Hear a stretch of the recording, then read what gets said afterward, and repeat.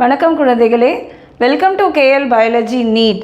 இன்றைக்கி நம்ம காணொலியில் என்ன பார்க்க போகிறோம் அப்படின்னு பார்த்தீங்கன்னா, time management during NEET exam இல்லைங்களா? இதை பற்றி தான் நம்ம இன்றைக்கி பார்க்க போகிறோம். உங்களுக்கு தெரியும், நமக்கு மொத்த டியூரேஷன் எவ்வளோ கொடுக்குறாங்க அப்படின்னு பார்த்தீங்கன்னா 3 hours and 20 minutes நமக்கு டைம் இருக்குது. இந்த டைமை நம்ம கரெக்டாக யூட்டிலைஸ் பண்ணணும், டைமை வேஸ்ட் பண்ணக்கூடாது. என்னெல்லாம் செய்யலாம் அப்படின்னு பார்த்தீங்கன்னா, முதல்ல நம்ம எப்போவுமே ஜுவாலஜியில் ஆரம்பிக்கலாம். அதுக்கப்புறமா பாட்டனிக்கு மெதுவாக போக வேண்டும். மூணாவதாக நீங்கள் எங்கே போகிறீங்க?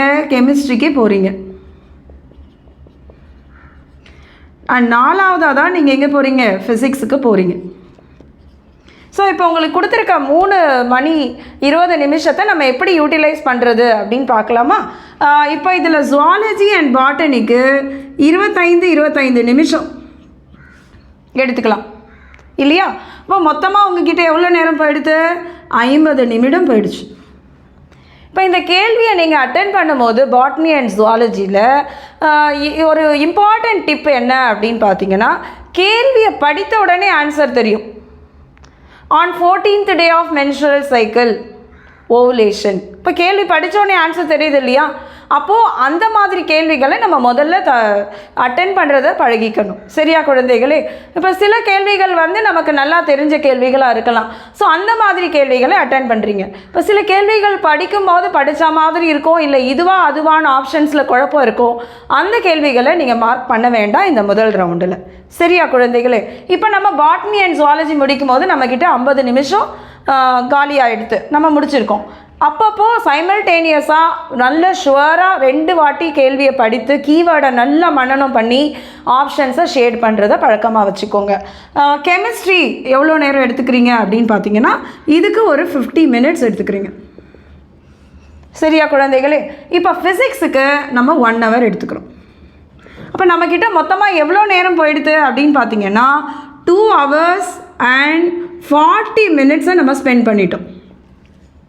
இப்போ இதில் என்ன மாதிரி கேள்விகள் நம்ம முக்காவாசி கேள்விகளை அட்டென்ட் பண்ணியிருப்போம். டைரக்ட் கொஷின்ஸ், நமக்கு நல்லா தெரிஞ்ச கேள்விகள். ஸோ ஒரு 3/4 ஆஃப் த கொஷின் பேப்பரை நம்ம முடிச்சிருப்போம். மீதி நமக்கு குழப்பமாக இருக்கிறது, இல்லை சிலது டவுட்ஃபுல்லாக இருக்க கொஷின்ஸு, நிறைய லென்த்தியாக இருக்க கொஷின்ஸ் எல்லாம் விட்டு வச்சுருப்போம் இல்லையா? அதுக்கு இந்த ரிமைனிங் 40 minutes நம்ம யூஸ் பண்ணுவோம். இந்த ரிமைனிங் 40 minutes நீங்கள் 2 20 minutes-ஆக பிரிச்சுக்கலாம். ஃபஸ்ட்டு 20 minutes-ல் நீங்கள் கொஞ்சம் உங்களுக்கு தெரிஞ்ச மாதிரி இருக்கும், குழப்பமாக இருந்திருக்கும். அந்த மாதிரி கேள்விகளில் இந்த கீவேர்ட்ஸை ரவுண்டு பண்ணி வச்சுருப்பீங்க. அதை திரும்பி ஒரு 5 times-ஓ 6 times-ஓ கேள்வியை படிக்கலாம், தப்பு இல்லை. அந்த கேள்வியை படித்து நல்லா புரிஞ்சுட்டு உங்களுக்கு விடை தெளிவாக தெரியும் பட்சத்தில் ஷேட் பண்ணுங்கள். ஸோ அந்த டைமில் நமக்கு இந்த ஃபஸ்ட்டு 20 minutes ஓவர்.